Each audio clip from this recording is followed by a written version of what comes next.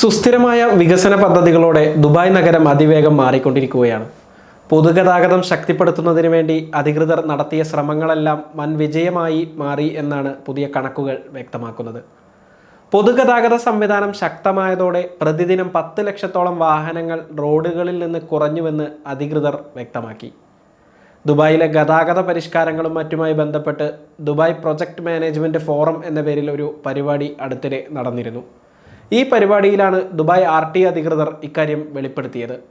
18 വർഷങ്ങൾക്ക് മുമ്പ് 2006 ദുബായിലെ ആകെ വാഹനങ്ങളുടെ 6% പൊതുഗതാഗത സംവിധാനങ്ങൾ പ്രവർത്തിച്ചിരുന്നത്. എന്നാൽ 2023 കണക്ക് പരിശോധിക്കുമ്പോൾ ഇത് 19% ഉയർന്നിട്ടുണ്ട്. ലോകത്തിലെ മറ്റേത് നഗരവുമായി താരതമ്യം ചെയ്ത് നോക്കുകയാണെങ്കിലും ഇത് ഏറ്റവും മികച്ച വളർച്ചാ നിരക്കാണെന്ന് Dubai RTA rail agency CEO Abdul Muhsin Ibrahim Kalbat വ്യക്തമാക്കി. RTAയുടെ കൈവശമുള്ള കണക്ക് പ്രകാരം ദുബായിലെ പൊതുഗതാഗത സംവിധാനങ്ങളായ ദുബായ് മെട്രോ, ട്രാം, ട്രെയിൻ, ബസ്സുകൾ, ടാക്സികൾ, ഫെറികൾ, ഇ-ഹെയിൽ വാഹനങ്ങൾ എന്നിവ ഉപയോഗിക്കുന്നവരുടെ എണ്ണം 2024 ആദ്യ പകുതിയിൽ 360 ദശലക്ഷം കടന്നതായും അദ്ദേഹം അറിയിച്ചു. 2023 ഇതേ കാലയളവിനെ അപേക്ഷിച്ച് 6% വർധനവാണ് ഇക്കാര്യത്തിൽ രേഖപ്പെടുത്തിയത്. ദിവസേനയുള്ള ശരാശരി യാത്രക്കാരുടെ എണ്ണം 19.8 ലക്ഷമായി ഉയർന്നു.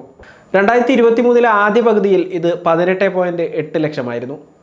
ദുബായിലെ റോഡുകളിലെ പകൽ സമയങ്ങളിൽ വാഹനങ്ങളുടെ എണ്ണം 2024 35 ലക്ഷത്തിലെത്തി. കഴിഞ്ഞ 2 വർഷത്തിനിടെ രജിസ്റ്റർ ചെയ്ത വാഹനങ്ങളിൽ 10% വർധനവാണ് ഇത് പ്രതിഫലിപ്പിക്കുന്നതെന്നും അദ്ദേഹം അറിയിച്ചു. സുസ്ഥിരമായ നഗര സൗകര്യങ്ങൾ ഒരുക്കുന്നതിൽ പൊതുഗതാഗതത്തിൻ്റെ പ്രാധാന്യം വളരെ വലുതാണെന്നും ഇബ്രാഹിം കൽബത്ത് അഭിപ്രായപ്പെട്ടു. 70 യാത്രക്കാരുമായി ഓരോ ബസ്സും സർവീസ് നടത്തുന്നത് വഴി 50ഓളം സ്വകാര്യ വാഹനങ്ങളാണ് റോഡിൽ നിന്ന് കുറയുന്നത്. 700 യാത്രക്കാരെ ഉൾക്കൊള്ളുന്ന ഓരോ ട്രെയിൻ സർവീസും കാരണം 500 വാഹനയാത്രകളും കുറയുന്നു.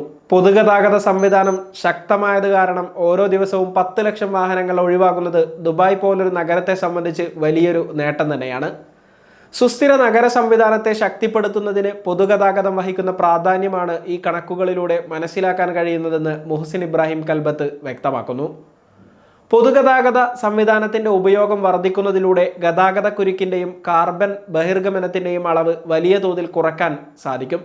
2050 ആകുമ്പോഴേക്കും ലോകത്തെ നഗരങ്ങളിൽ 250 കോടി ആളുകൾ അധികരിക്കുമെന്നാണ് ഐക്യരാഷ്ട്രസഭയുടെ പ്രവചനം. ഇതിൻ്റെ അടിസ്ഥാനത്തിൽ ഭാവിയെ കൂടി മുൻകൂട്ടി കണ്ടുള്ള ഗതാഗത സംവിധാനങ്ങൾ അനിവാര്യമാണെന്നും ഇബ്രാഹിം കൽബത്ത് വ്യക്തമാക്കി. ചുരുക്കി പറഞ്ഞാൽ ശക്തമായ പൊതുഗതാഗത സംവിധാനങ്ങൾ നിലനിൽക്കുന്ന നഗരമാണ് ദുബായ്. ദുബായിലെ പൊതുഗതാഗത സംവിധാനം ശക്തിപ്പെടുത്തുന്നതിനുള്ള ശ്രമങ്ങൾ RTA അധികൃതർ തുടരുകയാണ്. മെട്രോ, ബസ്, ട്രാം തുടങ്ങിയ വലിയ സർവീസുകൾക്കൊപ്പം തന്നെ മികച്ച ടാക്സി നെറ്റ്വർക്കും ദുബായിലുണ്ട്. ഇക്കഴിഞ്ഞ നവംബറിൽ ദുബായ്ക്കും അബുദാബിക്കും ഇടയിൽ ടാക്സി ഷെയറിംഗ് സംവിധാനത്തിൻ്റെ പൈലറ്റ് പദ്ധതിയും RTA ആരംഭിച്ചിരുന്നു. ദുബായിലെ ഇബ്ൻ ബത്തൂത്ത സെന്ററിനും അബുദാബിയിലെ അൽ വഹദ സെന്ററിനുമിടയിൽ യാത്രക്കാർക്ക് റൈഡുകൾ ഷെയർ ചെയ്യുന്നതിനുള്ള പദ്ധതിയാണ് ആരംഭിച്ചത്.